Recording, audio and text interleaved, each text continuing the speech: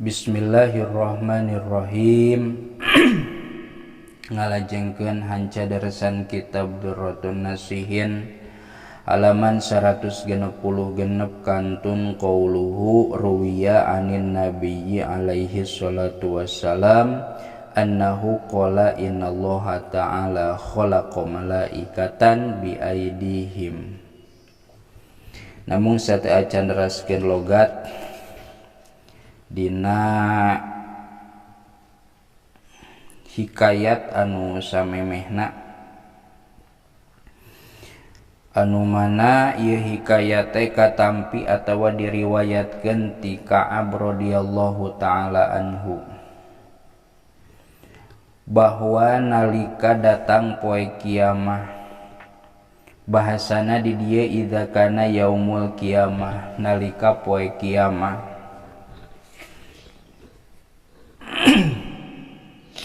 atawa nalika asup ka alam akhirat.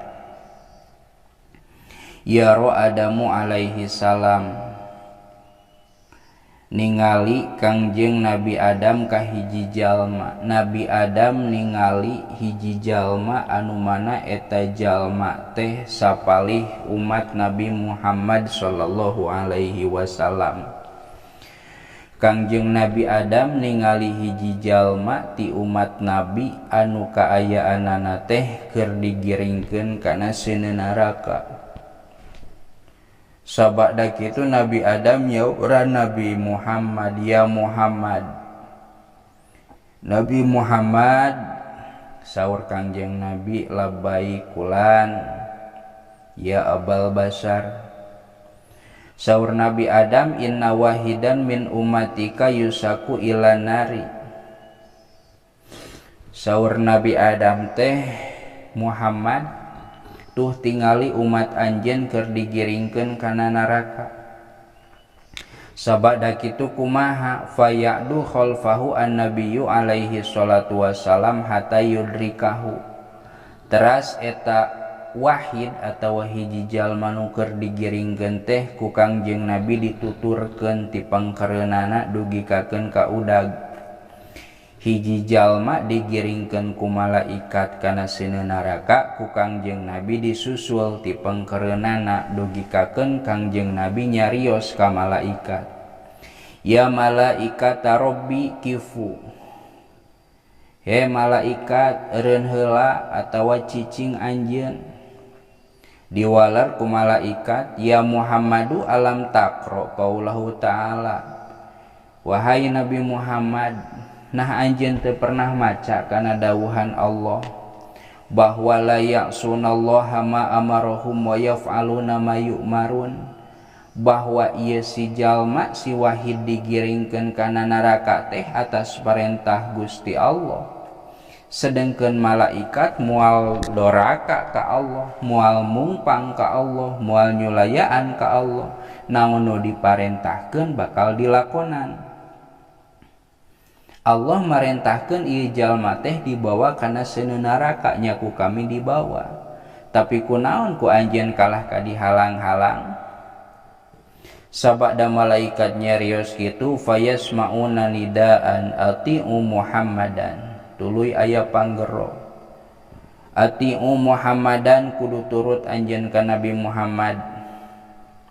Sabada kitu masaur Kangjeng Nabi, raduhu ilal mizan fayuzanu amaluhu. Kieu we malaikat, da bieu aya parentah anyar yen anjeun teh kudu turut ka kami. Geus we eta si jalma teh pulangkeun deui kana mizan, pulangkeun deui kana timbangan amal wang ditimbang sakali deui. Nalika eta jalma ditimbang, amal alusna jeung amal gorengna, maka pas ditimbang teh faturajihu sayyi'atuhu ala hasanatihi, geuningan leuwih berat ka gorenganana. Leuwih berat naon? Leuwih berat kaawananana daripada kaalusanana. Kumaha sabada kitu fayukhriju an-nabiyyu alaihi salatu wassalam raq'atan min kammihi fiha as-salatu allati sholaha alaihi. Sabada kitu Kangjeng Nabi ngaluarkeun kana sacuwir kertas tina pananganana, tuluy eta kertas teh disimpen dina timbangan kasayanana eta jalma.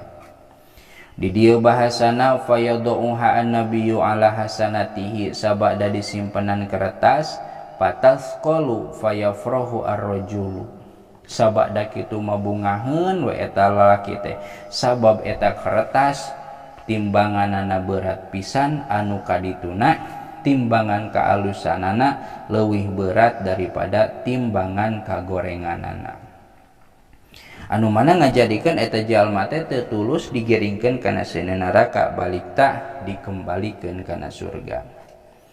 Ngan samemeh dituluykeun deui fayaqulu wa yaqulu bi ummi wa abi man anta, saur eta hiji lalaki, saur eta si Wahid teh, man anta saha anjeun teh, diwalar ku Kangjeng Nabi, ana Muhammadun, saur Kangjeng Nabi kami teh nabi anjeun Muhammad. Sabada kitu mah fayuqabilu dzalika rajul qadaman nabi, teras eta jalmi nyium kana sampeanana kana keneungna Kangjeng Nabi.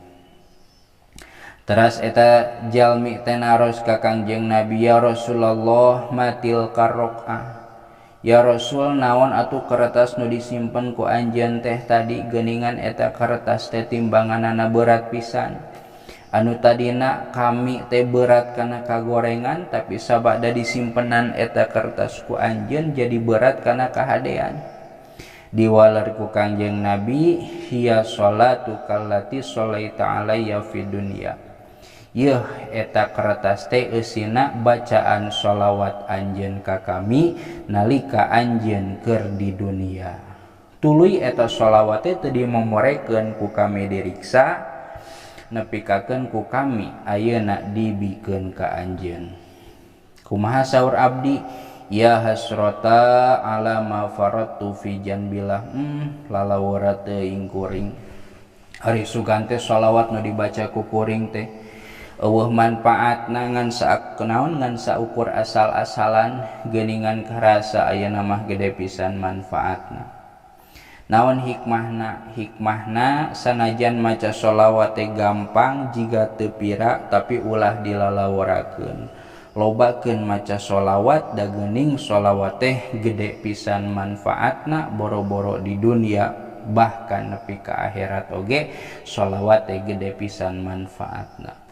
Allahumma sholli ala sayyidina Muhammad wa ala ali sayyidina Muhammad. Eta kisah anu kamari. Lajengkeun ngalogatna, bismillahirrahmanirrahim. Ruwiya anin nabiyyi, ruwiya diriwayatkeun anin nabiyyi katampi ti Kangjeng Nabi alaihi sholatu wassalam. Alaihi eta muga tetep ka itu nabi as-sholatu ari rahmat wassalamu sareng kasalametan. Naon annahu sayasuna itu nabi teh kola eta parantos ngadawuh itu nabi, innallaha ta'ala kana lafad innallaha ta'ala, innallaha sayasuna Gusti Allah ta'ala barina mahaluhur Allah, khalaqa eta parantos ngadamel itu Allah malaikatan ka malaikat bi aidihim kalawan pirang-pirang pananganana itu malaikat, aklamun ari pirang-pirang kolam, min zahabin tina emas, wa qoroti sujung pirang-pirang kertas, min fiddatin tina perak, layak tubuna henteu nuliskeun itu malaikat sayan kana hiji perkara, illa sholata kajaba kana sholawat alayya ka kami, wa ala ahli baiti jeung ka ahli bait kami. Bahwa dina ieu riwayat mah Allah ngadamal ka malaikat, ari malaikat teh jamaknya, mufrad nama malak. Bahwa Allah ngadamal ka malaikat berarti loba, anu mana dina pananganna teh aya aklam, aya pirang-pirang pulpen tina emas jeung kertas tina perak, anu mana tugasna teh layak tubuna sayan illa sholata alayya, teu nuliskeun sejen kajaba nuliskeun sholawat. Jadi tiap bacaan sholawat mah dituliskeunana khusus ku malaikat pencatat majnaon pencatat sholawat. Sholawat ka saha? As-sholata ala nabi wa ala ahli baiti. Sholawat ka kami jeung sholawat ka ahli bait kami. Allahumma sholli ala sayyidina Muhammad wa ala ali sayyidina Muhammad. Titik. Hukiya anna yahudiyan kana wallahu a'lam bisawab.